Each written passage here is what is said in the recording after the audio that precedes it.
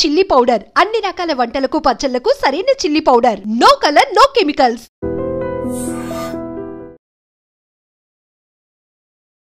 Hi sir, ఎలా ఉన్నారు? ఓం నమో వెంకటేశాయ. వెంకటాది సంస్థానం బ్రహ్మాండే నాస్తికించిన వెంకటేశ సమోదేవో నా భూతో నా భవిష్యతి. అది ఎందుకు చెప్పారు సార్? ప్రపంచం మొత్తంలో తిరుమల లాంటి ప్రదేశము ఎక్కడా ఉండదు, అక్కడ ఉన్నంత మనశ్శాంతి ప్రపంచంలో ఎక్కడా ఉండదు అని దాని సారాంశం. దానికి ఇంటర్వ్యూకి సంబంధం ఏమైనా ఉందా? నాగ చైతన్య శోభిత జాతకాన్ని మీరు చెప్పడం జరిగింది కదా, అది తప్పని ఇప్పటికైనా ఒప్పుకుంటున్నారా? వేణుస్వామి జాతకం చెప్పినప్పుడు కామెడీ 2-3 ఏళ్ళైనా. మీ జాతకం ఎప్పుడు మారిపోతుంది? మారింది, ఆల్రెడీ మారింది. ఇదే వీడియో కింద మళ్ళీ పెడతాడు ఎవడో, మళ్ళీ వచ్చిన వారా పంది అని పెడతాడు.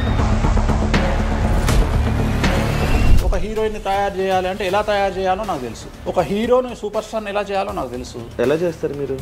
పూజలతోనే అయిపోతుంది. అంటే వాళ్ళకి టాలెంట్ అవసరం లేదు. అసలు టాలెంట్ అనేది ఇండస్ట్రీలో దానంత అమ్మాయిలు ఎందుకు వచ్చి చేయించుకుంటుంటారు పూజలు? ఒక రాజు కావాలంటే రాజ్యం కావాలి, ఒక రాణి కావాలి. అర్థం కాదు. అమ్మాయిలకు బ్రెయిన్ కంటే కూడా వాళ్ళ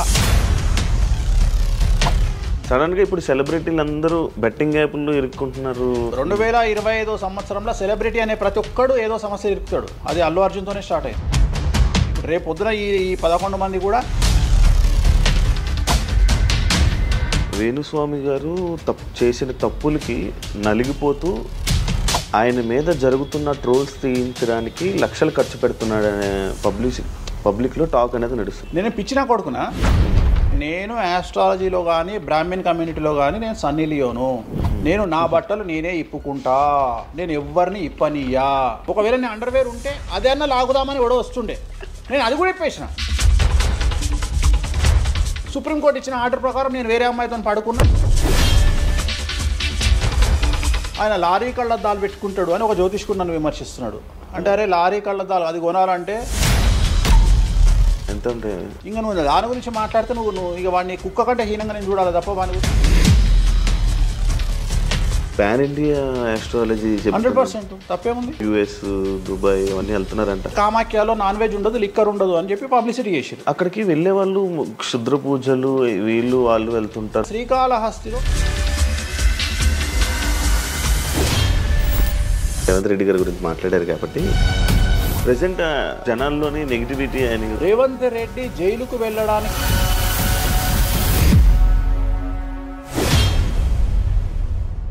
హాయ్ హలో నమస్తే, నేను మీ anchor Shiva. Welcome to Aiden media. ఈరోజు మన ముందున్న గెస్ట్ ఆల్రెడీ ప్రోమో చూస్తే మీకు అర్థమైపోయి ఉంటుంది, మన వేణుస్వామి గారు ఈరోజు మనతో ఉన్నారు. నేను గత 2-3 సంవత్సరాల నుంచి అనుకుంటున్నాను అసలు వేణుస్వామి గారిని కలవాలి, ఒకసారి మనం మాట్లాడాలి, మనం కూడా ఇంటర్వ్యూ చేయాలి, కొన్ని విషయాలు తెలుసుకోవాలి అని నేను చాలాసార్లు ప్రయత్నించాను, బట్ అవ్వలేదు. ఫైనల్గా ఇప్పుడు అయ్యింది.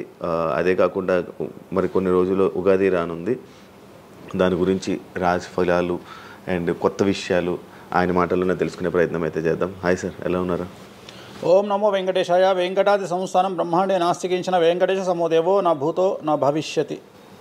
సూపర్. అది ఎందుకు చెప్పారు సార్? ఇప్పుడు వెంకటాది సంస్థానం బ్రహ్మాండే నాస్తికించిన వెంకటేశ సమోదేవో నా భూతో నా భవిష్యతి అంటే కలియుగ దైవమైనటువంటి ప్రోటోకాల్ దైవమైనటువంటి వెంకటేశ్వర స్వామి వారు లాంటి భగవంతుడు దేవుడు ఇక రాడు, రాలేడు, రాబోడు. అలాగే ప్రపంచం మొత్తంలో తిరుమల లాంటి ప్రదేశము ఎక్కడా ఉండదు, అక్కడ ఉన్నంత మనశ్శాంతి ప్రపంచంలో ఎక్కడా ఉండదు అని దాని సారాంశం. దానికి ఇంటర్వ్యూకి సంబంధం ఏమైనా ఉందా? నేను ఫాలో అయ్యేది శ్రీ వెంకటేశ్వర స్వామిని, కామాఖ్య అమ్మవారిని. సో మనం ఏదైతే జనరల్గా మాట్లాడతామో ఆ మాట్లాడే సందర్భంలో ఈ జనరల్గా నాకు ఇప్పటి వరకు గత 20 సంవత్సరాల నుండి ఏ ఇంటర్వ్యూలో కూడా పేపరు పెన్ను ప్రిపేర్ అవ్వడము, పేపర్లు పెన్నులు పెట్టుకొని వచ్చి కూర్చోవడము అలవాట్లేదు.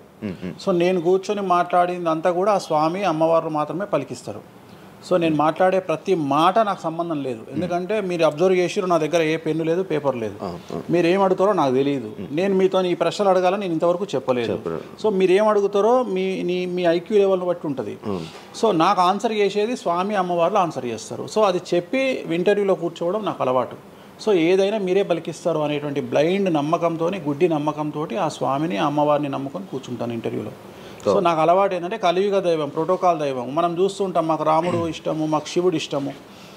వెంకటేశ్వర స్వామి వద్ద మాత్రమే డబ్బు ఉంటుంది, వేరే వాళ్ళ దగ్గర డబ్బులు ఉండవు. ఉదాహరణ రాముడు ఉన్నాడు, సంవత్సరం నాడు ఒకటే రోజు ఆయన దగ్గరికి పోతాం మనం, అది శ్రీరామనవమి. శివుడు ఉన్నాడు, శివరాత్రి నాడు తప్ప ఎప్పుడూ పోము, కానీ ప్రతిరోజు వెళ్ళేది వెంకటేశ్వర స్వామి వారి దగ్గర. వెంకటేశ్వర స్వామి భోగమైనటువంటి అనుభవిస్తూ ఉంటాడు. ఆయనకు భోగ శ్రీనివాసులు అని వెంకటేశ్వర స్వామి వారు, మనం తిరుపతికి వెళ్తే తిరుపతిలో వెంకటేశ్వర స్వామి వారి దగ్గర చిన్న విగ్రహం ఉంటుంది కింద, దాన్ని భోగ వెంకటేశ్వర స్వామి అంటారు. అంటే ఆయనకున్నంత అనుభవించేదంతా ఆయన్ని అక్కడనే ఆ వెంకటేశ్వర స్వామి వారే అనుభవిస్తారు. సో అందుకని ఆయనకు అంత లగ్జరీ లైఫ్ ఉంటుంది. సో లక్ష్మి కూడా వెంకటేశ్వర స్వామి దగ్గరనే ఉంటుంది. అంటే మన కలియుగంలో ప్రోటోకాల్ దైవం అంటే వెంకటేశ్వర స్వామి. డబ్బును ఎంజాయ్ చేయాలి, డబ్బు రావాలి, లగ్జరీస్ అంటే వెంకటేశ్వర స్వామి. అందుకనే వెంకటేశ్వర స్వామి వారి మాట తీసుకొని మాత్రమే నేను ఇంటర్వ్యూని స్టార్ట్ చేస్తాను. మీకు డబ్బు రావాలి? ఎవరికి? మీకు. నాకు డబ్బు వచ్చింది ఆల్రెడీ, ఎనఫ్. ఎలా వచ్చింది? ఎలా సంపాదించారు? సంపాదించాలనే కసి ఉంటుంది కాబట్టి సంపాదిస్తాం. అంటే నేను ఎలా నమ్ముతా అంటే, ఒక సామెత ఉంటుంది, వీడి జాతకమే బాగుంటే వీడి జాతకాలు ఎందుకు చెప్పుకుంటాడు. సో నా జాతకం బాగుంది అని ప్రూవ్ చేసుకోవడానికి the first ever astrologer range rover వాడేటువంటి జ్యోతిష్కుడు నేను ఒక్కనే ఇండియాలో. సో అన్ని లగ్జరీస్ లైఫ్లో ఎంజాయ్ చేస్తేనే వేరే వాడికి మనం మాట్లాడేటువంటి రైట్స్ ఉంటాయి అనేటువంటి ఉద్దేశం నాది. ఓకే, ఎగ్జాంపుల్ చెప్తా.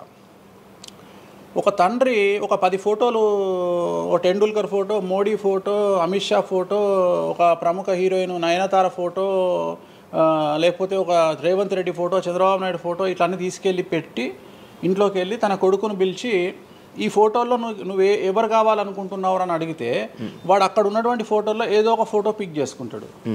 కానీ ఏ కొడుకు కూడా నీలాగా కావాలనుకుంటున్నా నాన్న అని చెప్పాడు. ఆ సిగ్గు వీడికి ఉండదు, అలా పెంచగలిగినటువంటి తత్వం వీడికి ఉండదు. సో నేను ఆ టైపు కాదు. నా కూతురు కానీ నా కొడుకు కానీ నీలాగా పెరగాలి నాన్న, నీలాగా నేను ఒక రోల్ మోడల్ అయితే నాన్న అనిపించుకునేటువంటి పరిస్థితి ఉన్నది. మీ ఫోటో కూడా పెడతారు అక్కడ? పెట్టను, నేను అసలు పెట్టను. నా కూతురే ఇవన్నీ నాకు వద్దు అని ఇట్లా పక్కకు జరిపి నేను నీలాగా తయారవుతా అని చెప్తుంది నా కూతురు. So that is my aim. So aim కదా సక్సెస్. నేను ఇవాళ నా కూతురు నన్ను చూస్తే నా తండ్రి నాకు రోల్ మోడల్ అని చెప్తుంది. రోల్ మోడల్ అని చెప్పాలంటే అన్ని రకాలుగా ఉండాలి. మనము ఒక కూతుర్ని చూసుకునే విధానంలో ఉంటుంది, ఒక భార్యను చూసుకునే విధానంలో ఉంటుంది. అలాగే సామాజికంగా మనం మన కూతురికి ఏమి ఇస్తున్నామో, కొడుకుకి ఏమి ఇస్తున్నాము, సమాజంలోకి వాళ్ళని ఎట్లా వదులుతున్నాము అనేటువంటిది కూడా అది ముఖ్యమైనటువంటి విషయం. సో ఇవన్నిటికీ సంసిద్ధతను వ్యక్తం చేయాల్సినటువంటి పరిస్థితి, వీటిని తయారు చేయాల్సినటువంటి పరిస్థితి నా మీద ఉంటుంది. సో నన్ను ఫస్ట్ ఎవరు కూడా క్వశ్చన్ చేయడానికి వీలు లేదు. అంటే నా దగ్గరకు వచ్చేవాడు, వేణుస్వామి నీ జాతకం బాగుంటే నువ్వు జాతకాలు ఎందుకు చెప్పుకుంటావు? సో ఇప్పుడు నేను ఒక హీరోయిన్ని తయారు చేయాలి అంటే ఎలా తయారు చేయాలో నాకు తెలుసు. అంటే ఆమె జాతకంలో యోగం ఉంటే ఆమెను సూపర్ స్టార్ని ఎలా చేయాలో నాకు తెలుసు, ఒక హీరోని సూపర్ స్టార్ని ఎలా చేయాలో నాకు తెలుసు. సో ఎలా చేస్తారు మీరు? పూజలతోనే అయిపోతారా? పూజలతోనే అయిపోతారు. అంటే వాళ్ళకి టాలెంట్ అవసరం లేదు? వాళ్ళకి టాలెంట్ జాతకం ఉంటేనే అంటున్నా కదా, యోగం ఉంటేనే అవుతారు కదా. జాతకంలో ఉంటుందని ఉంటుంది, ఒకవేళ ఉన్నదని మనకు కనిపించింది. అవును, వాళ్ళకి ఒకవేళ టాలెంట్ లేకపోతే అసలు టాలెంట్ అనేది ఇండస్ట్రీలో ఎవరికీ ఉండదు. Practice makes perfect. ఓకే, దానంత పనికి మాలిన మాట ఇంకోటి లేదు. శివ రాగానే ఫస్ట్ ఇంటర్వ్యూలోనే ఇరగదీయడు. శివ 1వ ఇంటర్వ్యూకు, శివ 100వ ఇంటర్వ్యూకు నక్కకు నాగలో అనుకున్నంత తేడా ఉంటుంది. మరి శివ ఫస్ట్ ఇంటర్వ్యూలోనే టాలెంట్ ఇరగదీసిండా? Practice makes perfect.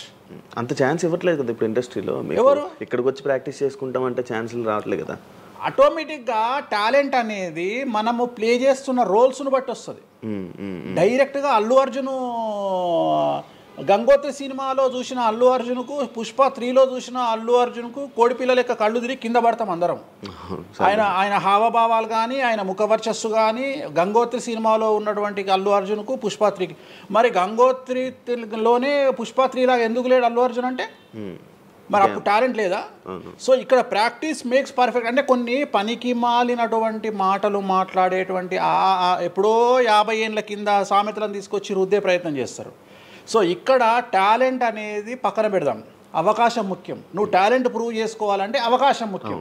శివ అనేవాడు యాంకరింగ్లో తోపు తురుము అని ప్రూవ్ చేసుకోవాలంటే అవకాశం ముఖ్యం. అవకాశం లేకపోతే శివలో టాలెంట్ ఉండదు, ఆ టాలెంట్ డెవలప్మెంట్ ఉండదు. సో ఇక్కడ ఏంది అంటే అవకాశాలు రావడం కోసం మనం ప్రయత్నం చేస్తాం. ఒక సీఎం సీట్ ఎక్కడం కోసం సీఎం ఏం చేస్తాడు అని తెలవాలి అంటే సీట్ ఎక్కాలి. సీట్ ఎక్కిన తర్వాత సీఎంగా ఈయన పనికొస్తాడా రాడని డిసైడ్ అవుతుంది. అట్లనే ఒక అమ్మాయి హీరోయిన్ అయిన తర్వాత ఈ అమ్మాయికి అంత సీన్ ఉందా లేదా అనే విషయం తెలుస్తుంది. సో మనం కనుక నయనతారని తీసుకున్నా, సమంతని తీసుకున్నా, ఏ హీరోయిన్ తీసుకున్నా, ఏ హీరోని తీసుకున్నా వాళ్ళ ఫస్ట్ సినిమాకు, వాళ్ళ 3వ సినిమాకు, వాళ్ళ 30వ సినిమాకు ఎక్స్ట్రీమ్ చేంజెస్ ఉంటాయి. సో ఇవన్నీ ఎట్లా వస్తున్నాయి అంటే ఫస్ట్ సినిమాకి టాలెంట్ లేదు, వాళ్ళు సానబట్టబడతారు, వాళ్ళకు వచ్చేటువంటి క్యారెక్టర్ల ద్వారా వాళ్ళు ఆ లెవెల్కి వస్తారు. అట్లనే ఒక గ్రామస్థాయి సర్పంచ్ నుండి స్టార్ట్ అయినటువంటి వ్యక్తి వాళ్ళ రాష్ట్రానికి తెలంగాణకు ముఖ్యమంత్రి అయిన రేవంత్ రెడ్డి అంటే ఆయన ప్లానింగు, ఆయన ఎట్లా చేయాలి, ఎట్లా సీఎం కావాలి అనే ఆలోచనల ద్వారా ఇక్కడికి వచ్చిండు. తెలంగాణలో కాంగ్రెస్లో ఎంతోమంది తోపులు తురుములు ఉండగా రేవంత్ రెడ్డి ఎందుకు సీఎం అయ్యిండు అంటే రేవంత్ రెడ్డి టార్గెట్ సీఎం పదవి. మధ్యలో ఉండేవాళ్ళు వేరే వాళ్ళందరూ టార్గెట్ సీఎం పదవి కాదు, కానీ రేవంత్ రెడ్డి మాత్రమే అన్ని కష్టాలు పడ్డాడు. రేవంత్ రెడ్డి మాత్రమే సీఎం టార్గెట్ చేసుకొని వాళ్ళ పదవి వచ్చింది. సో ఇది ప్రాక్టీస్ మేక్స్ పర్ఫెక్ట్. సో మనం ఎంత ప్రాక్టీస్ చేస్తే అంత పర్ఫెక్ట్ అవుతాం. అంతేగాని టాలెంట్ చూపించుకోవాలి అంటే అవకాశం రావాలి, అవకాశం వచ్చిన దాన్ని వాడుకోవాలి, అన్నిటికంటే ధైర్యం కావాలి. There is no development in comfortable zone. కలియుగంలో కంఫర్టబుల్ జోన్లో ఎప్పుడూ డెవలప్మెంట్ ఉండదు. తెలంగాణ రాష్ట్రంలో కాంగ్రెస్ పార్టీలో మనం గనక కాంగ్రెస్ పార్టీలో ఉన్నటువంటి వ్యక్తులను తీసుకుంటే ఒక రేవంత్ రెడ్డి మినహా ఎవరు కూడా జైలుకి వెళ్ళలేదు. రేవంత్ రెడ్డి జైలుకు వెళ్ళడానికి కూడా సంసిద్ధత వ్యక్తం చేసినాడు, అలాంటి ఫైటింగ్ చేసినాడు. అంటే కంఫర్టబుల్ జోన్ దాటి రిస్క్ జోన్లో ఫైట్ చేయడం వల్ల ఇవాళ సీఎం అయినాడు. మిగతా వాళ్ళందరూ ఎక్కడనో దగ్గర భయపడ్డమో బాధపడ్డమో వెనకడిగేయడం వల్లనో వాళ్ళు అక్కడనే ఉండిపోయారు. ఈయన మాత్రమే జైలుకు వెళ్ళి మరీ ఫైట్ చేసి వాళ్ళ సీఎం అయ్యాడు. అంటే ఎవరైతే కష్టపడతారో వాళ్ళకు ఫలితం దక్కుతుంది, ఎవరైతే కంఫర్టబుల్ జోన్లో ఉంటారో వాళ్ళు కంఫర్ట్ లెవెల్ అట్లనే ఉంటుంది. సో సమాజంలో మనం బయటికి వచ్చి ఫైట్ చేసి అన్నిటినీ ఎదుర్కొని 10 మందితో దొబ్బులు తిని సోషల్ మీడియాలో దొబ్బించుకొని కింద కామెంట్లు పెట్టించుకొని బండనాయదవా దొంగనాయదవా అని కామెంట్లు పెట్టించుకొని సో ఇవన్నీ ఓవర్కమ్ అయ్యి సమాజాన్ని అర్థం చేసుకొని ఓహో వీళ్ళంతా పనికి మాలిన వెధవలు కామెంట్ల రూపంలోనే ఉంటారు అని మనం ఫైట్ చేస్తూ ముందుకు వెళ్తేనే మనకు లైఫ్ దొరుకుతుంది. ఇప్పుడు రేవంత్ రెడ్డి గారి గురించి మాట్లాడారు కాబట్టి ప్రజెంట్ జనాల్లోని నెగిటివిటీ నేను ప్రిడిక్షన్స్ని కానీ వేరే వాటి చెప్పట్లా. నేను ఒక మంచి విషయాన్ని తీసుకొని మాత్రమే చెప్తా ఉన్నాను. నేను మంచి విషయాన్ని మాత్రమే తీసుకొని చెప్పాను. వేణుస్వామి గారు ఎప్పుడు అంటే లైక్ ఇందాక మాట్లాడుతున్నట్టు హీరోయిన్లు మనం టాలెంట్ ఉన్న వాళ్ళు చేస్తాం. ఎక్కువ వేణుస్వామి దగ్గర చేసుకున్న యాక్టర్స్ అమ్మాయిలే ఎందుకు వచ్చి చేయించుకుంటుంటారు పూజలు వేణుస్వామి గారి దగ్గర? ఒక రాజు కావాలంటే రాజ్యం కావాలి, ఒక రాణి కావాలంటే రాజు ఉంటే సరిపోతుంది. అర్థం కాలేదా? ఒక వ్యక్తి రాజు కావాలంటే రాజ్యాన్ని సంపాదించాలి. రాజ్యాన్ని సంపాదించాలంటే సగం జీవితం సంక నాకిపోతుంది. ఒక వ్యక్తికి అంటే శివ అనే వ్యక్తి ఒక 100 కోట్ల రూపాయలు సంపాదించాలంటే సగం జీవితం సంక నాకిపోతుంది. అవును, రైట్. కానీ శివను పెళ్లి చేసుకోవడానికి ఒక అమ్మాయికి మ్యాక్సిమం 10 మినిట్స్ చాలు. ఎస్, అంటే శివ నచ్చితే చాలు, శివకు అమ్మాయి నచ్చితే చాలు, పని అయిపోయింది. అంటే 10 నిమిషాల్లో ఆ అమ్మాయి 100 కోట్ల వారసురాలు అయిపోయింది. అలాగే 100 కోట్ల అధిపతి కూడా తనకు దక్కిండు. సో అమ్మాయిల డెవలప్మెంట్ అనేది ఎక్స్ట్రీమ్గా ఉంటుంది. ఉదాహరణ, ఒక ఇంటర్వ్యూకు 10 మంది అమ్మాయిలు 3 అబ్బాయిలు వస్తే ఈ 10 మంది అమ్మాయిల ఇంటర్వ్యూలు అయిపోయినాక వీళ్ళు సెలెక్ట్ కాకపోతే వాడి అదృష్టం మహాసుడిగా ఉంటే వాడు వస్తాడు సీన్లోకి. అంతే తప్ప 99% వీడు ఇక్కడనే కథం అయిపోతారు అమ్మాయిల దగ్గరనే, వాడికి అంత అవకాశం ఉండదు. సో కలియుగం అనేది 2002 తర్వాత షిఫ్ట్ అయింది. ఒకప్పుడు ఆడవాళ్ళకి అవకాశాలు తక్కువ, మగవాళ్ళకి ఎక్కువ. ఇప్పుడు టోటల్ రివర్స్ అయింది. ఏంటంటే 95% అవకాశాలు అమ్మాయిలకే ఉంటాయి, ఒక 5% మాత్రమే అబ్బాయిలకు ఉంటాయి. అందుకే అబ్బాయిలు అందరూ ఇప్పుడు అమ్మాయిలా మారిపోతున్నారు అంటారా? బెస్ట్ కదా. ఇప్పుడు మొత్తం జెండర్ అంతా మారిపోయింది. కారణం ఏంటంటే అమ్మాయిలకు ఉండేటువంటి వెసులుబాటు అబ్బాయిలకు ఉండదు.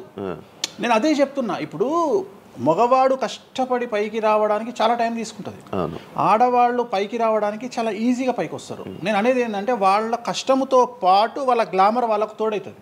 అవును, ఇప్పుడు మీరు ఏ పాయింట్ చెప్పారో అర్థమైంది. ఇప్పుడు అమ్మాయిలకి ఎలాగో అవకాశాలు ఉన్నాయి కదా, మరి ఆల్రెడీ వాళ్ళకి ఎలాగో అవకాశాలు వస్తాయి కాబట్టి మరి మీరు వాళ్ళని ఎందుకు అమ్మాయిలనే చూడడం? అంటే రాని వాళ్ళకు నేను చూస్తున్నా. ఇప్పుడు వచ్చిన వాళ్ళు నా దగ్గరికి రారు కదా. ఓకే. ఇప్పుడు కరోనా వస్తేనే హాస్పిటల్కి పోతాడు, కానీ కరోనా రాకముందే పోయి పండుకోడు కదా హాస్పిటల్. సో అట్లనే వేణుస్వామితో పని ఉంటేనే వస్తారు. రెండవది, అమ్మాయిలకు ఉండే వెసులుబాటు ఏంటంటే అబ్బాయిలు కూడా చేసుకుంటారు నా దగ్గర, కానీ అబ్బాయిల డెవలప్మెంట్ అనేది చాలా తక్కువగా ఉంటుంది. ఉదాహరణ, నా దగ్గరికి వచ్చే అమ్మాయిలు ఓన్లీ సినిమా కోసం రారు. చాలామందికి తెలియదు ఈ విషయం. అంటే చాలామంది ఏమనుకుంటారంటే వేణుస్వామి దగ్గరికి వచ్చే అమ్మాయిలు సినిమా కోసమే వస్తారు, రారు. నా దగ్గరికి వచ్చే అమ్మాయిలు ఒక రాజకీయ నాయకురాలిగా వక్తగా కావాలని వస్తారు. సో పొలిటీషియన్ కావాలని వస్తారు. అన్నిటికంటే ఎంటర్ప్రెన్యూర్ కావాలని వస్తారు. ఒక బోటికో లేకపోతే ఒక గోల్డ్ షాపో ఏదో పెట్టుకొని బిజినెస్ కోసం వస్తారు. సో నా దగ్గరకు వచ్చేటువంటి వాళ్ళల్లో 10 మందిలో ఒకళ్ళు ఇద్దరు సినిమా ఇండస్ట్రీకి సంబంధించిన వాళ్ళు వస్తారు. 8 మంది వేరే వేరే వేరే వేరే వ్యాపారాలకు సంబంధించి చాలా ఉన్నాయి. ఇప్పుడు లైసెన్సింగ్ చేసేవాళ్ళు ఉన్నారు, చాలామంది తెలియదు. ఇప్పుడు ఢిల్లీలో లైసెన్సింగ్ చేసేవాళ్ళు 100 మంది అమ్మాయిలు ఉన్నారు నాకు తెలిసిన వాళ్ళు. అంటే పెద్ద పెద్ద కాంట్రాక్ట్లు ఇప్పించేవాళ్ళు, పెద్ద పెద్ద వాళ్ళు. సో అలాంటి వాళ్ళు నా దగ్గరికి ఎక్కువగా వస్తారు. అంటే నా దగ్గరికి వచ్చేవాళ్ళు ఈ ఉద్యోగాలు చేసుకునే వాళ్ళు, ఇలాంటి వాళ్ళు రారు. నేనేమంటానంటే job is a biggest scam in the world. ప్రపంచంలో ఉద్యోగం అనేది అతిపెద్ద స్కామ్. సో దాన్ని ఇప్పుడు ఒక కోతి ఉంది, ఆ కోతికి మీరు డజన్ అట్టిపళ్ళు ఇవ్వండి, ఒక 2000 రూపాయలు ఇవ్వండి, అది డజన్ అట్టిపళ్ళే తీసుకుంటుంది. కానీ ఈ 2000 రూపాయలతోటి నేను ఒక 10 గెలలు కొనుక్కుంటానే నాలెడ్జ్ దానికి లేదు. అంటే ఒక రకంగా జాబ్ అనేది ఇచ్చి ఆ వ్యక్తిని మనం మోసం చేయడం. సో జాబ్కి అలవాటు అయిపోయిన వాడు కంఫర్టబుల్ జోన్లోకి వెళ్ళిపోతాడు. సో నేనేం చెప్తా అంటే ఆ జాబు నుండి మనమే 100 జాబులు ఇచ్చే స్థాయికి ఎదగాలి అనే కసి ఉండి అక్కడికి వెళ్ళాలి. ఆ కసి ఉంటేనే పని లేదు. కలియుగంలో కష్టపడి అనే మాట మాట్లాడితే దానంత దరిద్రం ఇంకోటి లేదు. ప్రపంచంలో అతి పెద్దగా ఎక్కువగా కష్టపడేది గాడిది. అది ఈ పాటికి ఎక్కడో ఉండాలి, అది లేదు. రైట్. సో మనం కష్టపడడం కాదు, బ్రెయిన్తో పని చేయాలి. కష్టంతో పాటు బుర్ర ఉండాలి. కష్టం అనేది పని చేయదు. నేను ఏమంటున్నానంటే ఈ ప్రపంచంలో బాగా కష్టపడేటువంటి మనిషి డ్రైనేజీలోకి దిగి పనిచేసేటువంటి సేవకుడు. సో ఆయన పడే కష్టానికి పర్ డే 10 లక్షలు ఇచ్చినా తక్కువనే, కానీ మనం ఆయనకి అట్లా ఇవ్వట్లా. అంటే ఇక్కడ బ్రెయిన్తో పనిచేసే వాడికే డబ్బు మిగులుతుంది. నేను మాట్లాడేది బ్రెయిన్తో. కానీ అమ్మాయిలకు బ్రెయిన్ కంటే కూడా వాళ్ళ అందముతో పనిచేస్తే డబ్బులు దొరుకుతాయి. ఇప్పుడు ఇప్పుడు మనం ఉన్నాం, నువ్వో నేను ఒక ఇన్స్టాగ్రామ్లో పోస్ట్ పెడితే ఎవరు చూడు. అదే ఒక అమ్మాయి పెడితే 2 మిలియన్లు వెళ్ళిపోతుంది. ఇప్పుడు అదే కదా జరిగేది. ఇప్పుడు బెట్టింగ్ యాప్స్లోకి వీళ్ళు ఎందుకు వచ్చారంటే వాళ్ళను ట్రాప్ చేసేవాడు కూడా ఈ అమ్మాయిలకు 2 మిలియన్ల ఫాలోవర్స్ ఉన్నారు, కనీసం మిలియన్కు రీచ్ అవుతుంది వీళ్ళ వీడియో అనే ఉద్దేశంతో పెట్టిస్తున్నాడు. సో పెట్టడం ఎందుకు ఏంటి అనవసరం పక్కన పెడితే, వాళ్ళకుండే క్రేజ్, అమ్మాయిలకు క్రేజ్ అలాంటిది. నేను అదే చెప్తున్నా, ఆ క్రేజ్ అమ్మాయిలకు చాలా ఈజీగా వస్తుంది. ఎందుకంటే గ్లామర్గా ఉండే అమ్మాయిలు చాలా ఈజీగా జనాల్లోకి వెళ్ళిపోతారు. సో చాలా వాళ్ళకు ఉండే అవకాశాలు చాలా ఎక్కువ. ఇప్పుడు రీసెంట్ మీరు బెట్టింగ్ యాప్ ఇన్ని రోజులు లేని బెట్టింగ్ యాప్, అంటే గత 2 సంవత్సరాల నుంచి ఫైట్ చేస్తున్నారు బెట్టింగ్ యాప్ల గురించి. వీళ్ళు సడన్ గా ఇప్పుడు సెలబ్రిటీలు అందరూ బెట్టింగ్ యాప్లు ఇరుక్కుంటున్నారు. సెలబ్రిటీలే కాదు, 2025 సంవత్సరంలో సెలబ్రిటీ అనే ప్రతి ఒక్కడు ఏదో సమస్య ఇరుకుతాడు. అది అల్లు అర్జున్తోనే స్టార్ట్ అయింది. సో జాతకంలో అల్లు అర్జున్ యోగంలో 6వ ఇంట్లో శని, అల్లు అర్జున్ది కన్యారాశి. కన్యారాశి 6వ ఇంట్లో శనిలో ఉండగా అల్లు అర్జున్ జైలుకి వెళ్ళాడు. సో దానివల్ల ఆయనకు వెంట్రుక ముక్కతో సమానం. ఎందుకంటే తెల్లారు వచ్చి ఆయన టిఫిన్ చేస్తే ఆపలేరు, ఆయన టూర్కు పోతే ఆపలేరు, ఆయన రేపు పొద్దున పుష్ప 3కి 3000 కోట్లు వసూలు చేస్తుంది, దాన్ని ఎవడు ఆపలేడు. అంటే ఒక వ్యక్తిని జైలుకు పోయి ఇచ్చినంత మాత్రం ఎవడు ఆపలేడు. మహా అంటే బెయిల్ తీసుకొని బయటకు వస్తాం. ఇప్పుడు రేపు పొద్దున ఈ 11 మంది కూడా సరే జైలుకు పోతారా పోరా, అంత తీవ్రమైన నేరమా నాకు ఐడియా లేదు. సో వాళ్ళు పోయినా మళ్ళీ 10వ రోజు వచ్చి మళ్ళీ 11 నాడు వాళ్ళు మళ్ళీ స్టేటస్ పెట్టుకుంటారు. దానివల్ల పెద్ద ఒక కొంపల మునిగేది ఏం లేదు. కాకపోతే ఇక్కడ జాతక రీత్యా ఎందుకే ఇప్పుడు జరుగుతుంది అంటే, ఎందుకు జరుగుతుంది అంటే, ఎవరి జాతకంలోనైతే ఆ ప్రత్యేకమైనటువంటి టైమింగ్ వస్తుందో ఆ టైమింగ్లో ఉండేవాళ్ళు జైలుకు వెళ్ళడమో, సమస్యల పాలవడమో, మీడియాకి ఎక్కడమో. ఇప్పుడు అందరూ మీడియాకి ఎక్కిన అందరు జైలుకి వెళ్ళరు. సో ఇంకోటి ఏంటంటే, ఇప్పుడు ఒకప్పుడు జైలు అంటే భయము, ఇప్పుడు జైలు అనేది క్వాలిఫికేషన్. అంటే జనరల్గా ఇప్పుడు పొలిటీషియన్ అయితే జైలుకు పోగానే సీఎం అవుతాడు అనే నమ్మకం వచ్చింది అందరికీ. అట్లనే కొన్ని నమ్మకాలు వచ్చినాయి. ఇప్పుడు అల్లు అర్జున్ పోయి వచ్చాడు, ఏమైంది? సో అదే సినిమా ఇంకా ఆయన అనుకున్న దానికంటే ఇంకా కొద్దిగా ఎక్కువ డబ్బులు వసూలు చేసింది. సో ఇప్పుడు వీళ్ళు కూడా అంతే. కాకపోతే జాతకాల్లో చూసుకోవాల్సింది ఎందుకు ఇట్లాంటివి జరుగుతాయంటే, అష్టమ శని, అంటే 8వ ఇంట్లో శని వచ్చినప్పుడు, 6వ ఇంట్లో శని వచ్చినప్పుడు, 12వ ఇంట్లో శని వచ్చినప్పుడు, 1వ ఇంట్లో శని వచ్చినప్పుడు, 6వ ఇంట్లో గురువు వచ్చినప్పుడు, 12వ ఇంట్లో గురువు వచ్చినప్పుడు ఇలాంటి సంఘటనలు వ్యక్తిగతమైన జీవితంలో జరిగే అవకాశాలు ఉంటాయి. ఇప్పుడు ఏదైతే కన్యారాశికి ఈ నెల 30 వరకు బ్యాడ్ ఉందో అది తులారాశికి షిఫ్ట్ అవుతుంది 1వ తారీఖు నుండి. అంటే ఏప్రిల్ 1వ తేదీ నుండి రాబోయే 2.5 సంవత్సరాల పాటు తులారాశి సెలబ్రిటీలు ఎవరైతే ఉంటారో వాళ్లకు సేమ్ సంచలనాలు, జైలుకు వెళ్ళడాలు, ఇలాంటి సమస్యలు అనేటువంటివి రాబోతున్నాయి. వేణుస్వామి గారు చేసిన తప్పులకి నలిగిపోతూ ఆయన మీద జరుగుతున్న ట్రోల్స్ తీయించడానికి లక్షలు ఖర్చు పెడుతున్నాడనే పబ్లిక్లో టాక్ అనేది నడుస్తుంది. అది ఎంతవరకు నిజం? అసలు పట్టించుకొని అవి ఎంజాయ్. ట్రోల్స్ని ఎంజాయ్ చేస్తారా? ట్రోల్స్ని ఎంజాయ్ చేస్తాను నేను. ట్రోల్స్ని ఎంజాయ్ చేస్తాను నేను. ఎందుకు అంటే నేను నమ్మేది ఏంటంటే any publicity is good publicity అని నమ్మే వ్యక్తిని నేను. బ్యాడ్ ఆర్ గుడ్ పబ్లిసిటీ నేను అనే పాయింట్ ఏంటంటే ఒక అంబానీ ఫ్యామిలీ పెళ్లిళ్ళు చేసుకున్నారు, 5,000 కోట్లు ఖర్చు పెట్టి పెళ్లిళ్ళు చేసుకోవడానికి ప్రధానమైన కారణం ఏంది? పబ్లిసిటీ పిచ్చి. వేణుస్వామికి 500 కోట్ల పబ్లిసిటీ ఫ్రీగా వచ్చినప్పుడు ఎందుకు వద్దంటాడు? పిచ్చిన కొడుక వేణుస్వామి అన్న కాదు కదా. ఒక ప్రైమ్ టైంలో 7 గంటలకు నేను ఒక ఛానల్లో అరగంట షో కొనాలంటే నాకు కనీసం ₹1,00,000 అవుతుంది. నేను పిచ్చిన కొడుకునా? నాకు వచ్చే పబ్లిసిటీ ఎంత ఎక్స్ట్రీమ్ పబ్లిసిటీ వస్తుంది. నేను ఎప్పుడు బాధపడతా? నా లైఫ్ డిస్టర్బ్ అయినప్పుడు బాధపడతా, నా ఫైనాన్షియల్ రూట్ ఆగిపోయినప్పుడు బాధపడతా. ఇప్పుడు నేను 12వ సంవత్సరంలో సినిమా ఇండస్ట్రీకి వచ్చిన. నా కమాండింగే మీడియా, నా కమాండింగే సినిమా ఇండస్ట్రీ, నా కమాండింగే పొలిటికల్, నా commanding all aspects of life. అలాంటి నేను నా జాతకాన్ని అంటే ఏం తెలియకుండానే బ్లైండ్గా వచ్చి మీడియా ముందర మాట్లాడేసి దొబ్బులు తిని వెళ్ళిపోదాం అనుకుంటున్నా? అంటే నాకంటూ కొన్ని క్లారిఫికేషన్స్ ఉంటాయి కదా. ఇప్పుడు ఉదాహరణ, ఇప్పుడు ఒక వ్యక్తి మీద ఒక లీగల్ అలిగేషన్ వచ్చినప్పుడు వాడు యాంటిసిపేటరీ బెయిల్ తీసుకుందామా, లాయర్ను మాట్లాడుకుందామా, ఏం చేద్దాం అని ఆలోచిస్తాడు కదా. అట్లనే మనం అడవిలోకి వెళ్ళేటప్పుడు టైర్ పంక్చర్ అయితే ఏం చేస్తామని ఆలోచించుకుంటాం కదా. అట్లనే ఒక అడవిలో ట్రావెల్ చేసినప్పుడు మనం ఆలోచించుకొని ట్యాంక్ డీజిల్ ఫుల్ చేయించుకుంటాం కదా. సో అట్లా నాకు ఉండవు ఆలోచనలు. నేను ఆలోచించుకోకుండానే ఇలాంటి పనులు చేస్తున్నా. సో వేణుస్వామిని దెబ్బ కొట్టాలి అన్నా, ఎవరిని దెబ్బ కొట్టాలన్నా ఫైనాన్షియల్గా దెబ్బ కొట్టాలి. బట్ నేను అవకాశం అవతల వాడికి ఇయ్యాను. కారణం ఏంటంటే ఒక ఎలుకలాగానో ఒక పాములాగానో, ఒక ఎలుక కానీ పాము కానీ తన శత్రువుల దాడి నుండి బయటికి రావాలంటే 7 నుండి 8 బొక్కలు చేసుకుంటుంది ఒక హోల్లో. అంటే ఇటు రాడ్ పెడితే ఇటు వెళ్ళిపోతుంది, ఇటు రాడ్ పెడితే ఇటు వెళ్ళిపోతుంది. సో అట్లనే నేను ఒక 4-5 రకాల ఆర్థిక వనరులను ఏర్పాటు చేసుకున్నా. నా మెయిన్ ఇది కాదు, ఇది కాకుండా ఇంకా 4-5 రకాల ఆర్థిక వనరులను ఏర్పాటు చేసుకున్నా. ఈరోజు దుకాణం బంద్ చేయమంటే ఇదే క్షణంలో దుకాణం బంద్ చేసి కాలు మీద కాలేసుకొని నా పనులు నేను చేసుకుంటా. సో అంత కంఫర్టబుల్ జోన్లో ఉన్నా నేను. సో నాకు టెన్షన్ లేదు. నాకు అంటే నన్ను ఎవడో ఆపేస్తాడు, నేను ఆగేయాలి ఏం లేదు, హ్యాపీగా వెళ్ళిపోతుంది. సపరేట్ బిజినెస్లు ఉన్నాయి నాకు. 190 వ్యాపకాలు ఉన్నాయి నాకు. నన్ను జ్యోతిష్యం, నేను 4 నెలలు జ్యోతిష్యం చెప్పుకోకపోతే జ్యోతిష్యం మీద సంపాదించేదానికంటే ఇంకో ₹5 ఎక్కువ సంపాదించుకున్నా. ఇప్పుడు మధ్యలో నేను ఒక 4 నెలలు రెస్ట్ తీసుకొని నాకు వేరే వ్యాపకాలు చూసుకుంటే నాకు ఈజీ, ఎందుకంటే నేను కాన్సన్ట్రేషన్ చేయలేకపోతున్నా. సో ఇప్పుడు నాకు దొరికింది మొన్నటి వరకు, నేను ఆ పని చేసుకున్నా. రెండోది ఉగాదికే కదా నేను మాట్లాడేది, తర్వాత ఏం మాట్లాడతా. రెండోది ఏంటంటే కొన్నిసార్లు మనకు కొన్ని విచక్షణ, కొన్ని జ్ఞానాలు కలుగుతాయి, కొన్నిసార్లు కలుగుతాయి. ఇప్పుడు నాకు కూడా అదే జ్ఞానం కలిగింది. ఎందుకు అంటే ఇక్కడ వాక్యూమ్ నేను కవర్ చేసిన, టాలీవుడ్లో తెలుగులో వాక్యూమ్ కవర్ చేసిన, ఇక్కడ ఏం లేదు. సో నేను వాక్యూమ్ ఇంకా క్లియర్ చేసుకోవాలి, ఇంకా పెంచుకోవాలి అంటే బాలీవుడ్కు పోవాలి, కన్నడ పోవాలి, తమిళ్ పోవాలి. సో అటువైపు నేను కాన్సన్ట్రేషన్ చేస్తున్నా ఎక్కువగా. అందుకని నేను ఇక్కడ సెలబ్రిటీల గురించి చెప్పడం ఆపేసిన, తెలుగు సెలబ్రిటీల గురించి చెప్పడం లేదు. ఇప్పుడు మీరు పాన్ ఇండియా ఆస్ట్రాలజీ 100% తప్పేముంది?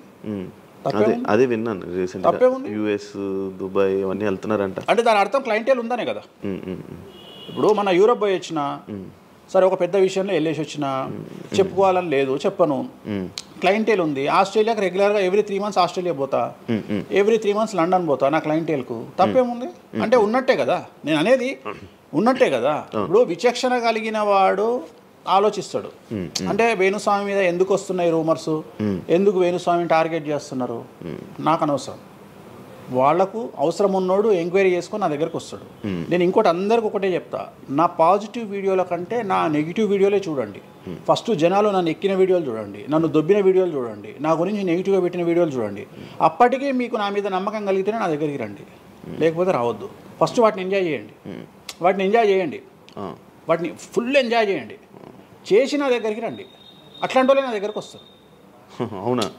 నాకు అదే కావాలి. చెప్పారా?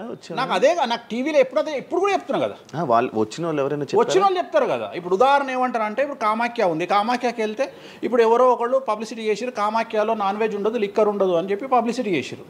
చెయ్యంగానే నా కామాఖ్య మెట్లెక్కగానే కనిపించేది నాన్ వెజ్, కామాఖ్య మెట్లెక్కగానే కనిపించేది లిక్కరు, గర్భగుడిలో ప్రదర్శనం చేస్తున్నంతసేపు మనకు కనిపించేది నాన్ వెజ్, లిక్కరు. సో అక్కడికి ఇప్పుడు ఎగ్జాంపుల్ చెప్తా. ఇప్పుడు శివ అనే వ్యక్తి కామాఖ్యకి ఇంతవరకు వెళ్ళలేదు. సో ఇప్పుడు ఏమనుకుంటాడంటే, వేణుస్వామి గురించి చెప్పిన ప్రచారాన్ని శివ నమ్ముతాడు. నాకు అదే కావాలి, ఇప్పుడు నమ్మడమే కావాలా. కానీ శివ నెల తర్వాత కామాఖ్యకి వెళ్తాడు. వెళ్ళిన తర్వాత ఎక్కడ చూసినా అడుగున నాన్ వెజ్, లిక్కర్ కనిపిస్తుంది శివకు. శివకు లాస్ట్కు ప్రసాదం కూడా నాన్ వెజ్ ఇస్తారు, ప్రసాదం కూడా లిక్కరే ఇస్తారు. అంటే తాగున ఆయన అని చెప్పి చేతిలో పోస్తారు. అంటే తీర్థంలో లిక్కర్ పోసి మీకు తీర్థం ఇస్తారు, మీరు తీర్థం తాగుతారు, లిక్కర్ పోసిరు. అప్పుడు ఒకసారి మీకు గుర్తొచ్చేది ఎవరు? వేణుస్వామి. ఓహో, వేణుస్వామి చెప్పింది 100% నిజము. అంటే మనం మూర్ఖులము, ఇన్ని రోజులు నమ్మింది, మనం తప్పు చేసినాం వేణుస్వామి విషయంలో అని. అక్కడికి వెళ్ళే వాళ్ళు క్షుద్ర పూజలు వీళ్ళు వాళ్ళు వెళ్తుంటారు. అసలు క్షుద్రం అంటే ఏంది? క్షుద్ర పూజలు శ్మశానంలో చేస్తారు. ఇవి వామాచార పూజలు. మందులలో, అలోపతి మందుల్లో రెగ్యులర్ మందులు స్టిరాయిడ్స్ లాగా స్టిరాయిడ్స్ అనేవి ఇవి. సో నాలెడ్జ్ లేకపోతే నిమ్మకాయలు పెట్టిన ప్రతి చోట క్షుద్ర పూజ అంటే, శ్రీకాళహస్తిలో నిమ్మకాయలతోనే పూజ చేస్తారు. క్షుద్ర పూజ నాది అంటే వేణుస్వామి పూజలు చేయడం క్షుద్ర పూజలు, వామాచార పూజలు. వామాచార పూజలు నేను అనేది ఏంటంటే, నేను ఇప్పుడు ఇందాక అదే చెప్పిన, అనేవాడు ఫిల్టర్ లేకుండా ఎన్నన్నా అనుకొని, ఒకవేళ అట్లా అనుకుంటే వేణుస్వామి క్షుద్ర పూజలు చేస్తే సోషల్ మీడియాలో ఎందుకు పెట్టుకుంటాడు? నా లైఫ్లో నేను చెప్పేది ఒకటే, నేను ఆస్ట్రాలజీలో కానీ బ్రాహ్మణ్ కమ్యూనిటీలో కానీ నేను సన్నీ లియోను. నేను నా బట్టలు నేనే ఇప్పుకుంటా, నేను ఎవ్వరిని ఇప్పనియ్యా, నా బట్టలు నేనే ఇప్పుకుంటా. నేను దొంగతనంగా ఇవాళ వరకు పూజ చేసినా, దొంగతనంగా చెయ్యలేదు. పైన పూజ అవుతుంది, మీరు కెమెరా తీసుకొని పోయి పెట్టుకోండి. నాన్ వెజ్ పెట్టిర్రు, లిక్కర్ పెట్టిర్రు, పైన పూజ అవుతుంది.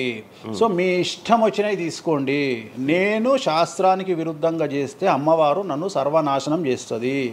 నాకెవడన్నా అడ్డొచ్చి అనవసరంగా అమ్మవారిని బద్నాం చేస్తే వాడు సర్వనాశనం అవుతాడు. Simple logic. ఇంట్లో పెద్ద ఏం లేదు, ఇంట్లో నేను పెద్ద గొప్పగా చెప్పుకునేదే లేదు.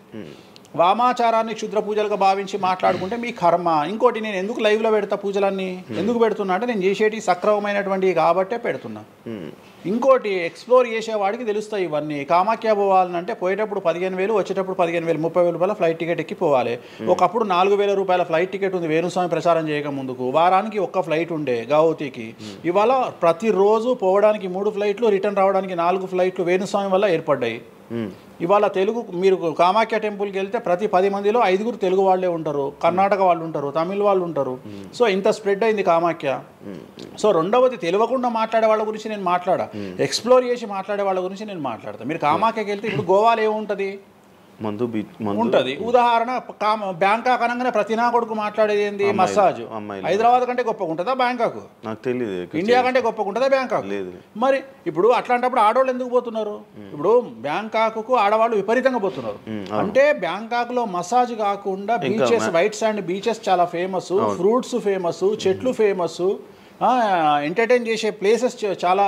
అంటే మూర్ఖులు, నాలెడ్జ్ లేనోళ్ళు బ్యాంకాక్ గురించి తప్పుగా మాట్లాడతారు. అట్లనే మన దగ్గర పెద్దాపురం ఉంది. పెద్దాపురం గురించి అదేనా ఇక దాని అర్థం? పెద్దాపురంలో బుట్ట భోజనం చాలా ఫేమస్. నేను ఎక్కడికి వెళ్ళిపోయాను. పెద్దాపురం అని ఉంది, బుట్ట భోజనం ఉంది. పెద్దాపురంలో బుట్ట భోజనం నాకు ఇష్టము, కొంతమందికి వేరే ఇష్టం. అంటే నేను అనేది ఏంటంటే, మీ ఇష్టం వచ్చినట్టు. ఇప్పుడు చిలకలూరుపేట అని పేరు, అంత మాత్రం తప్పు పడతామా? అంటే మూర్ఖపు వేదవాళ్ళు మాట్లాడే మాటలకు నేను తీసుకోవాల్సినటువంటి పని నాకు లేదు. రెండవది, కాదేది విమర్శకు అనర్హం. అంటే వేణుస్వామి దగ్గర విషయం ఉంది, వేణుస్వామి సెలబ్రిటీ కంటెంటు, లేదా వేణుస్వామిని ట్రోల్ చేసినా, వేణుస్వామిని తిట్టినా, వేణుస్వామి గురించి సబ్జెక్టు పెట్టినా, కనీసం మనకు ఒక వీడియోతోని ఒక 5 జీతాలు వెళ్తాయి అనేటువంటి నమ్మేటువంటి ప్రజల గురించి నేను మాట్లాడను. ఎందుకంటే నా వల్ల వాళ్ళ జీతాలు వెళ్తున్నప్పుడు నేను సంతోషపడతా. నా వల్ల జీతాలు వెళ్తున్నప్పుడు నేను ఎంత తిడితే నాకు అంత ఆనందం. ఎందుకంటే వేణుస్వామి మంచోడు అని చెబితే ఎవడు చూడడు. వేణుస్వామిని తిడితే 5 లక్షలు చూస్తారు. 5 లక్షలు అంటే కనీసం 30,000 రూపాయలు. అంటే నాకు తెలియదు సరిగా, ఒక జీతం వెళ్ళిపోతుంది కదా. సో నేను అనే పాయింట్ ఏంటంటే, నన్ను తిడితే నేను అసలు బాధపడను, నన్ను తిడితే నేను సంతోషపడతా. కారణం ఏంటంటే, అట్లీస్ట్ ఆ వీడియోతోని నన్ను ఒక 1000 మంది అన్న గుర్తుపడతారు. ఇప్పుడు ఆస్ట్రాలజీ పరంగా నాకు ఉండే గుర్తింపు నాకు ఉంది, నేను కాదనను. కానీ ఇంకా నా గుర్తింపు నేను పెంచుకోవాలంటే ఎట్లా పెంచుకుంటా, నాతో అయిపోయింది. ఇంతకంటే నేను ఏం చేయలేను. ఇక నేను మ్యాక్సిమం చేసేసిన ఆస్ట్రాలజీలో. ఇప్పుడు వేణుస్వామి అంటే సౌత్ ఇండియాలో వేణుస్వామి అనగానే ఆస్ట్రాలజీ పేరు వస్తుంది, ఆస్ట్రాలజీ అనగానే వేణుస్వామి వస్తుంది. ఎవడు అవునన్నా కాదన్నా నేనే మార్గదర్శకం, దీంట్లో అనుమానమే లేదు. కానీ ఇంతకంటే నాకు ఇంకేదో కావాలి అంటే నేను డబ్బులు, ఇప్పుడు మీరు నా దగ్గరకు వచ్చిరు, ఎక్కడైనా నా నేమ్ ప్లేట్ మీరు చూసిరా? చూడలేదు. నా ఫోటో కనిపిస్తుందా మీకు నా ఆఫీస్లో? లేదు. అది నా రేంజ్, అది నా రేంజ్. నాకు విజిటింగ్ కార్డు ఉండదు, నాకు విజిటింగ్ కార్డు ఉండదు, నాకు నేమ్ ప్లేట్ ఉండదు, నాకు నా ఫోటో ఉండదు ఎక్కడ. అమ్మవారి ఫోటోలు, వెంకటేశ్వర ఫోటోలు తప్ప నా పర్సనల్ ఫోటోలు నేను ఎక్కడ పెట్టుకోను. మీరు నన్ను వేణుస్వామి కాదు ఎల్లయ్య అన్న నేను యాక్సెప్ట్ చేస్తాను. ఒకవేళ ఒకరోజు యాంకరింగ్లో ఒక ఆమె ఏం చేసిందంటే, అమ్మాయి ఇంటర్వ్యూ చేయబోతూ వేణుస్వామి కాకుండా ఏదో కొత్త పేరు చెప్పింది, కొత్త పేరు చెప్పి భయపడ్డది. అంటే నేను ఫ్లోలో చెప్పేసి భయపడ్డది. స్వామి తప్పు చెప్పినా అంటే నీ ఇష్టం వచ్చిన పేరు చెప్పుకోపో అన్న. జనాలకైతే నేను వేణుస్వామి అని తెలుసు కదా. ఇప్పుడు వేణుస్వామి బొమ్మేసి పుల్లయ్య అంటే అయితే వేణుస్వామి అనుకుంటారు కదా జనాలు. నేను అనేది అది. సో నాకు ఎంత విమర్శ చేస్తే ఐఎమ్ ఫీల్ హ్యాపీ. అంటే మీ గురించి మీరు అంత క్రియేట్ జనాల్లో అందరికీ తెలుసు, అంత ఉంది ఆల్రెడీ. నేను మౌత్ పబ్లిసిటీని నమ్ముతా. మౌత్. రెండవది సింపుల్ లాజిక్. తెలుగు జనాలు అంత పిచ్చోళ్ళ, ఎక్కడ ఎవరి గురించి నెగిటివ్ పడుతుంది, ఏం పడుతుంది, ఎందుకు పడుతుంది, దీని వెనకాల ఏం జరుగుతుంది అని ఆలోచించలేనంత చవటలో నేను అనుకోను. ప్రతి యాడ్ను క్షుణ్ణంగా పరిశీలిస్తారు, ప్రతి టీవీలో టెలికాస్ట్ అయ్యే ప్రతిదీ క్షుణ్ణంగా పరిశీలిస్తారు, దీని వెనక వీళ్ళ మోటో ఏంది అనేది కూడా ఆలోచిస్తారు. సో చాలా సింపుల్గా అనలైజ్ చేస్తారు. సో అంత మాత్రాన నాకు వచ్చేదేముంది, జనాలు ఒకటి నన్ను విమర్శించేవాడికి లేదా నన్ను శత్రువుగా భావించేవాడు ఆ 2 రోజులు మందు ఎక్కువ తాగుతాడు, 2 పెగ్గులు, అంతకుమించి వాడు వీకేది ఏం లేదు. రెగ్యులర్గా తాగే మందు కంటే 2 పెగ్గులు ఎక్కువ తాగుతాడు, 2 ముక్కలు ఎక్కువ తింటాడు, ఎందుకంటే అబ్బా వేణుస్వామికి ఏదో అయిపోయింది అని.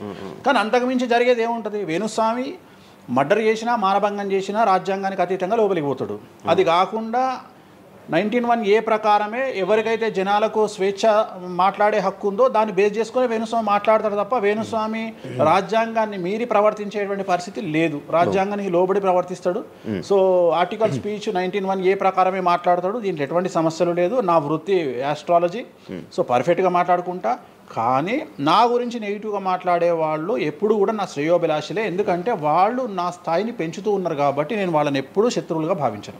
వేణుస్వామి గారితో డేంజర్ అంటే మిగతా కొంతమంది బ్రాహ్మణ లైక్ పంతులు కానీ వీళ్ళు కానీ చెప్పేది ఇది, వేణుస్వామి గారు డేంజరు, ఆయన్ని ఒకవేళ ఏమైనా అంటే మళ్ళీ ఆయన పూజలు చేసి మనం నాశనం అయిపోయేలా ఇది కూడా ఆయన చేయగలడు, పవర్స్ ఉన్నాయి. నమ్ముతున్నట్టే కదా, అంటే నాకు వర్తుందనే కదా. అలా అర్థం కాదు, వర్తున్నట్టే కదా. ఇప్పుడు వర్త్ లేకపోతే ఫీల్ కావాలి, భయపడుతున్నారంటే నమ్ముతున్నట్టే కదా. సబ్జెక్ట్ ఉందని నమ్ముతున్నారు కదా. ఓకే ఓకే, పవర్స్ ఉన్నాయి, పవర్స్ నమ్ముతున్నారంటే సబ్జెక్టే కదా. అది తప్పేం లేదే దాంట్లో, దాని తప్పేం లేదు కదా. అంటే నా దగ్గర పవర్స్ నమ్ముతున్నారు కదా, ఇట్ ఈస్ ప్రూవ్డ్ కదా. నేను అనే పాయింట్ ఏంటంటే, నేనేదో జనాల్ని ఉద్ధరిస్తా, నేనేదో జనాలకు పూజలు చేసి వాళ్ళను మంచి చేస్తా అనుకున్నప్పుడు ఫస్ట్ అడిగే క్వశ్చన్ ఏంటంటే, రేపు ఇచ్చినాయాలా నీకు వచ్చిన సమస్యల్ని క్లియర్ చేసుకోరా అంటారు ఫస్ట్. మరి నా సమస్యలను క్లియర్ చేసుకుంటా కదా, లాజికా కాదా? చేస్తారా నిజంగా? నేను అడిగే పాయింట్ మీకు అర్థం కాలా? అర్థమైంది. నేను చెప్తున్నది ఒకటి, నీకు అర్థమవుతున్నది ఏమంటున్నా. నాకు న్యాయపరమైన చిక్కు వచ్చినప్పుడు దాని నుండి బయటపడడానికి నేను పూజలు చేసుకుంటానా, చేసుకోనా? మరి వాటి ద్వారానే కదా నేను జనాలకి. ఇప్పుడు నీకు ఏదన్నా ప్రాబ్లం వచ్చి రేపు పొద్దున వేణుస్వామి గారు నాకు ఈ సమస్య వచ్చింది అంటే సమస్య మీరు ఎప్పుడు నమ్ముతారు? నన్ను మీరు చేశాక అది మీరు నేను బయటపడ్డప్పుడు నమ్ముతారు. అదే మీ సమస్యల నుంచి మీరు బయటపడ్డాక జనాలు నమ్ముతారు. అర్థమైంది. బట్టతల పెట్టుకొని నేను వెంట్రుకలు మొలిపిస్తాను టీవీలో యాడ్ ఇస్తే అమనాబూతులు తిడతారు, అరే నీకే గుండు మీద ఎంటికలు లేవు నువ్వేం మొలికిస్తావురా అని. అట్లనే నేను కూడా నా స్టామినా ఏందో జనాలకు తెలియజెప్పాలి అంటే నేను నా సమస్యల నుండి బయటపడ్డప్పుడే కదా ఎదుటి వ్యక్తికి చేసే రైట్స్ నాకు ఉంటాయని చెప్తున్నా. అంటే ఇప్పుడు మీకు వచ్చిన సమస్యల నుంచి మీరు బయటపడ్డానికి మీకు మీరే పూజ చేసుకున్నారు. ఎందుకు చేసుకోము? నా జాతకాన్ని నేను విశ్లేషించుకుంటా కదా. నాకు వచ్చే సమస్య నేను అనుకోను, బట్ నేను సమస్యలు వస్తే వాటిని క్లియర్ చేసుకోవడానికి నాకుండే రెమెడీస్ నాకు ఉంటాయి కదా. మీరు చేశారు ఆ పూజల్లో ఎవరైనా నష్టపోయారా? ఎవరిని నేను అనేది ఏంటంటే మనం బాగుండాలని కోరుకుంటాం. ఇంకోటి ఏంటంటే ఫస్ట్ నేను శత్రువుగా భావించాలి కదా. నేను అంత దూరం ఆలోచించాను. నేను ఎదుటి వ్యక్తిని శత్రువుగా ఎప్పుడు భావిస్తా అంటే వ్యక్తిగతంగా వచ్చి నన్ను కొట్టినప్పుడు నేను భావిస్తా. అంటే నా గురించి చెడుగా మాట్లాడడం అనేది నాకు శత్రువు కాదు, ఎందుకంటే వాళ్ళ వృత్తి అది. అది బోల్డ్ మంది మాట్లాడతారు, అందరూ శత్రువులు. నేను అదే అంటున్నాను. ఇప్పుడు ఇదే వీడియో కింద మళ్ళీ పెడతాడు ఎవడో, మళ్ళీ వచ్చిన వారా పంది అని పెడతాడు. ఇప్పుడు నేను వాడిని ఇల్లు ఎత్తుక్కుంటూ పోవాలా నేను?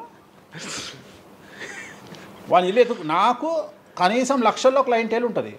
ఈ వీడియో కింద తిడితే ఒక 10 మంది తిడతారు. ఈ 10 మంది అలవాటు కాదు, కలియుగ ధర్మము. నేను చాలా ప్రాక్టికల్గా ఉంటా. నేను చాలా లేకపోతే ఎంత దమ్ము ఉంటే ధనిష్టల నేను వచ్చి మందు తాగుతా, నాన్ వెజ్ పెడతా అని చెప్పుకోవాలంటే చాలా విషయం ఉండాలి, మామూలు విషయం కాదు. ఈ కమ్యూనిటీలో తట్టుకోవాలి. అందుకనే నేనేమంటున్నా, ఒక బ్రాహ్మడు అనగానే ఇప్పుడు ఉదాహరణ ఒక పెద్ద పూజారు ఉన్నాడు ఏ గుడికి, ఆ పెద్ద పూజారిని టార్గెట్ చేయాలంటే ఫస్ట్ టార్గెట్ చేసేది నాన్ వెజ్ తింటాడు, లిక్కర్ ముట్టుకుంటాడు అని చెప్తారు. అందుకని నేనే నా బట్టలు ఇప్పేసుకుంటున్నా, అవకాశం లేదు అంటే నేను ఆల్మోస్ట్ అండర్వేర్తో సహా అన్ని ఇప్పేసిన. ఒకవేళ నేను అండర్వేర్ ఉంటే అదే అన్న లాగుదామని ఎవడో వస్తుండే, నేను అది కూడా ఇప్పేసిన. ఇంకేముంది నా నాయన నన్ను ఇప్పడానికి? నా దగ్గర ఏం లేదు కదా. ఇప్పుడు నువ్వేమైనా కొత్తవి చూపిస్తే ఏం చూపిస్తావు? నువ్వేం చూపిస్తావు? సుప్రీంకోర్టు ఇచ్చిన ఆర్డర్ ప్రకారం నేను వేరే అమ్మాయితో పడుకున్నా, అమ్మాయితో ఇష్టంతో పడుకుంటే అది కూడా నాకేం తప్పు లేదు. ఇంకా నువ్వు నాకు ఏం చూపిస్తావు? నేను ఎప్పుడన్నా సామాజికానికి వ్యతిరేకంగా చేసినప్పుడు, శాస్త్రానికి వ్యతిరేకంగా చేసినప్పుడు నువ్వు నా గురించి వ్యతిరేకంగా చూపిస్తావు. అంతే తప్ప నా దగ్గర ఏమున్నాయని చూపిస్తావు? నేను చచ్చే వరకు చూపించలేవు. నేను నన్ను బొందబెట్టే వరకు, నన్ను తగలబెట్టే వరకు నేను తప్పు చేసినా చూపించలేవు. నేను చెయ్యను. మీరే చెప్పేసుకుంటున్నా, నేనే చెయ్యను. నేను ఇప్పుడు పైసలు లేనివాడు, పైసలు పోగొట్టుకున్నవాడు బెట్టింగ్లోకి పోతాడు. లేదా ఇప్పుడు కొత్త వ్యవహారాలు ఉన్నాయి. ఒకడేమో నిధులు దొరుకుతాయని పోతాడు, ఒకడేమో రైస్ పుల్లర్ అని పోతాడు. ఇవన్నీ ఏం కావని తెలుసు, మనకు తెలుసు, వాడికి తెలియదు. వాడు మానసికంగా వీక్ కాబట్టి వాడు సొంతంగా డబ్బులు దొంగతనంగా నాకు అవసరమే లేదురా నాయన. నాకు వేరే వ్యాపకాల నుండి డబ్బులు వస్తున్నప్పుడు లంగ పని చేసే అవకాశం నేనెందుకు చేస్తా? నాకు అవసరమే లేదు. నన్ను లంగ పని చేయమని చెప్తే నేను చెయ్య, నాకు వద్దు. నేను లంగ పని చేసే సవ్వాలే లేదు, నాకు అవసరం లేదు. రెండోది ఏంటంటే నా దగ్గరికి రానంత వరకే నా గురించి నెగిటివ్గా మాట్లాడతారు. ఒక్కసారి నా ఆఫీస్లోకి ఎంటర్ అయ్యారు అంటే వానికే అర్థమైపోతుంది, నీ అమ్మాయి నా కుల్లా ఉన్నాడు రా నాయన, ఈయనతో వేస్ట్, ఈయన దగ్గర ఏం దొరకదు. రెండవది, ఇవాళ ఎక్కడ పడితే అక్కడ కెమెరాలు పెట్టుకొచ్చేటువంటి స్థాయిలో ఇది మనకు సైన్స్ పెరిగింది. ముక్కు పుల్లలు కూడా పెట్టుకొస్తారు, చౌకమ్మలు కూడా పెట్టుకొస్తారు. నేను లంగపని చేస్తే కూర్చొని 2 నిమిషాలు దొరకబట్టి టెలికాస్ట్ చేస్తారు. కానీ మాటలున్నాయి, క్లారిటీ సాక్ష్యం లేదు. ఇక మరి ఏం చేస్తా నేను? పోనీ నేను అందరిలాగా దాచిపెట్టే మనిషిని కాదు, దొంగతనంగా లంగపనంగా డోర్లు అన్నీ కుల్లా ఉన్నాయి. మీరు ఎక్కడికొచ్చినా మాట్లాడి నా ఆఫీస్లో ఏమైనా చేయండి, ఓపెన్గా పూజలు చేస్తా. ఇంకోటి వేరేటోడు పెట్టే కానీ నేనే పూజ పెడుతున్నా. ఇంకోటి రెండోది, బాటిల్ కూడా నా చేతిలో పట్టుకొని అమ్మవారికి నైవేద్యం చేస్తున్నా. పోనీ నేను బాటిల్ దొంగతనంగా ఇది మందు బాటిల్ కాదు అని చెప్తలేను, blue label bottle, royal salute bottle నేనే పోసి మరి అమ్మవారికి నైవేద్యం చేస్తున్నా. ఇంకా ఎక్కడనే దాపరికం ఉంది. ఇంకా బాటిల్స్ కూడా కాస్ట్లీ, అంటే పెద్ద గెస్టులకే అవి పెద్ద వాళ్ళ విఐపి రేంజ్ని బట్టి పెడతాం. నార్మల్ వాళ్ళు వస్తే వాళ్ళకి తగ్గట్టి వాళ్ళ ఇష్టం. ఇప్పుడు ఉదాహరణ బాలయ్యబాబు చేస్తే మ్యాన్షన్ పెడతాం. కొంతమంది ఎన్ఎస్సి అంటే ఇప్పుడు ఉదాహరణ మన ఎవడో విమర్శిస్తుండు నన్ను. ఆయన లారీ కళ్ళద్దాలు పెట్టుకుంటాడు అని ఒక జ్యోతిష్కుడు నన్ను విమర్శిస్తున్నాడు. అంటే అరే లారీ కళ్ళద్దాలు అది కొనాలంటే కాశీ దాకా దేకాలి. ఎంత అంటే మన లైఫ్లో దాని వాల్యూ తెలియదు. అదే కుక్కకేం తెలుసు కుసుమపు వాసన, నెయ్యి గురించి ఏం తెలుసు కుక్క కంటే. వాడు ఏదో మాట్లాడతాడు, వాడు మాట్లాడినప్పుడు నేను వాడి మీద పీటీ చూపిస్తా. అరే నా కళ్ళద్దాల గురించి మాట్లాడుతున్నాడు, ఆ కళ్ళద్దాలు నీ జీవితంలో చేతులు కూడా పట్టుకొని చూడలేవురా నువ్వు. ఇంకా నువ్వు దాని గురించి మాట్లాడితే నువ్వు ఇక వాడిని కుక్క కంటే హీనంగా నేను చూడాలి తప్ప వాని గురించి వాని మీద నేను సింపతి చూపిస్తా తప్ప నేను కోపానికి ఎందుకు వస్తా? అట్లా చాలామంది విమర్శ చేస్తుంటారు. విమర్శల గురించి మనం పట్టించుకునే. మీకు బ్రాండ్ బట్టలు, బ్రాండ్ స్పెట్స్ అవన్నీ ఎలా అలవాటయ్యాయి? అంటే ఎలా అలవాటయ్యాయి అంటే ఇప్పుడు కూడా చెప్తా, జాతక రీత్యా శుక్రుడు ఎవరికైతే కొద్దిగా నీచంలో ఉంటాడో వాళ్ళు ప్రతి శుక్రవారం నాడు పర్ఫ్యూమ్ కొట్టుకోవాలి. శుక్రుడు అంటే లగ్జరీస్. ఓకే, శుక్రుడు జాతకంలో శుక్రుడు గ్రహం నేను మాట్లాడేది.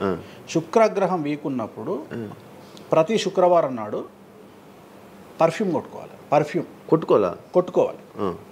అండ్ ఒక పెగ్గు 30 ml కాచేయాలి. తాగుమని చెప్తే వేణుస్వామి చెప్పిండు కదా అని ఒక ఉద్యమంలాగా తాగొద్దు. ఒక 30 ml స్కాచ్ తాగాలి. అట్లా ఒక 3 నెలలు చేసిన తర్వాత డెవలప్మెంట్ ఏందో మీకే కనిపిస్తుంది.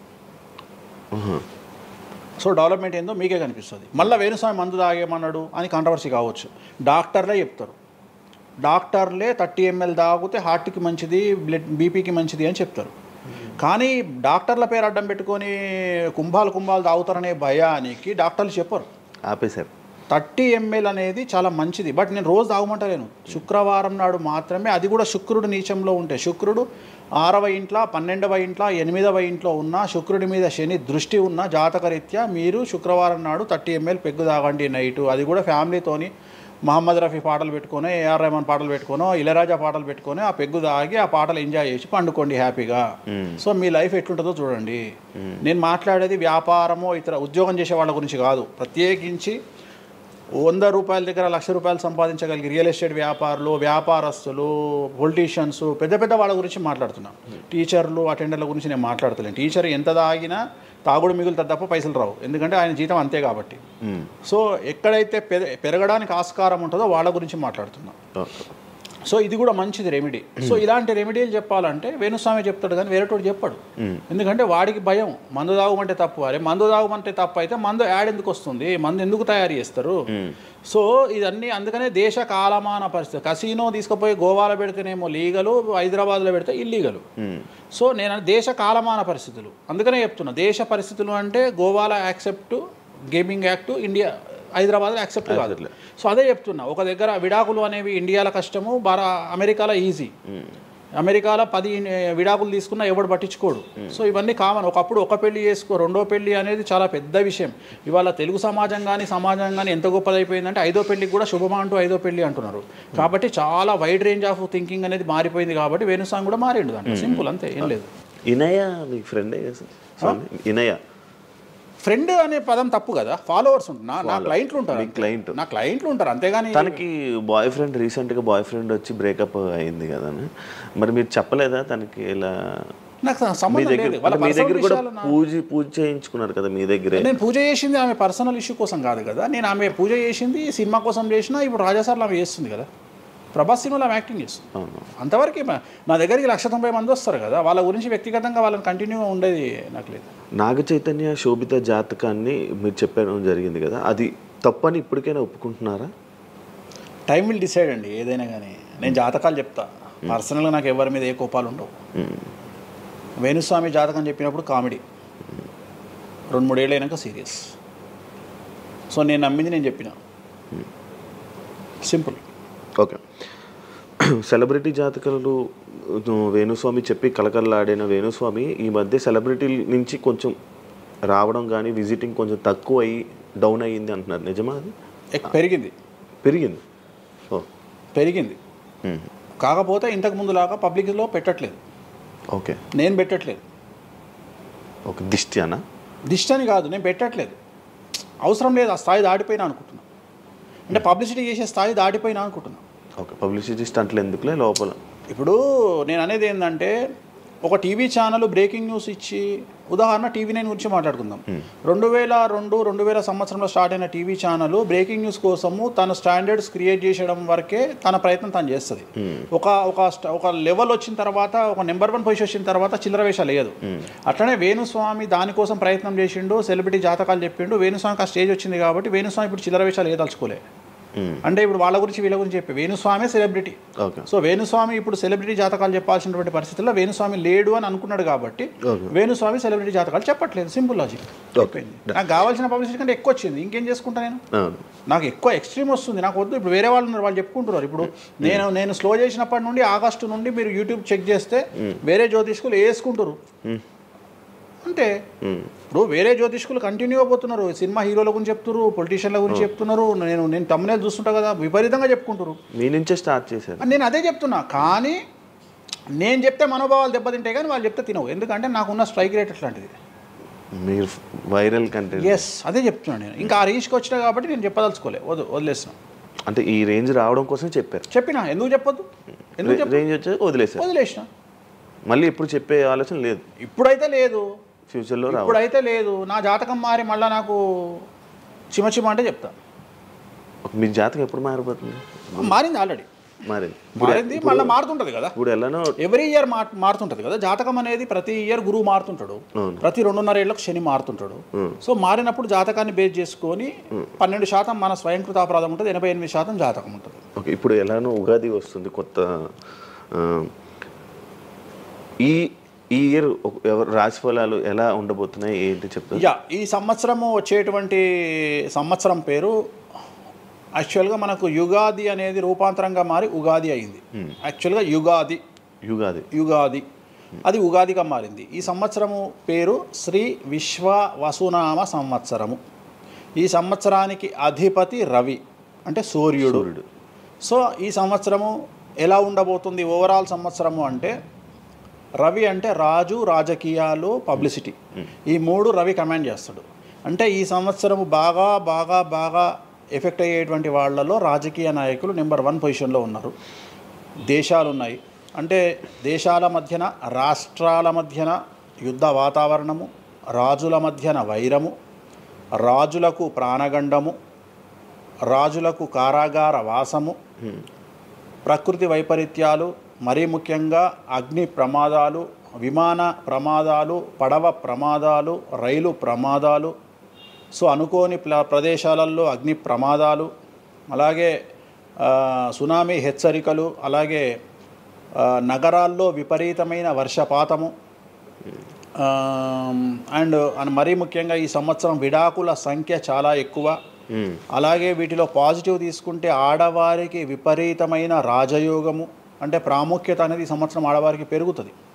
అలాగే 25 సంవత్సరాల నుండి 35 సంవత్సరాల యువతలో ఎక్కువగా కార్డియాక్ అరెస్ట్లు అంటే చనిపోవడము, అలాగే కన్ను లేదా చర్మానికి హార్ట్, లివరు సంబంధించినటువంటి ఏదైనా ఒక వైరస్ బాధించే అవకాశము. సో ఇవన్నీ కూడా ఈ సంవత్సరం ఉన్నాయి. దీనికి కారణం షష్ఠగ్రహ కూటమి అని మీనరాశిలో ఏర్పడుతోంది.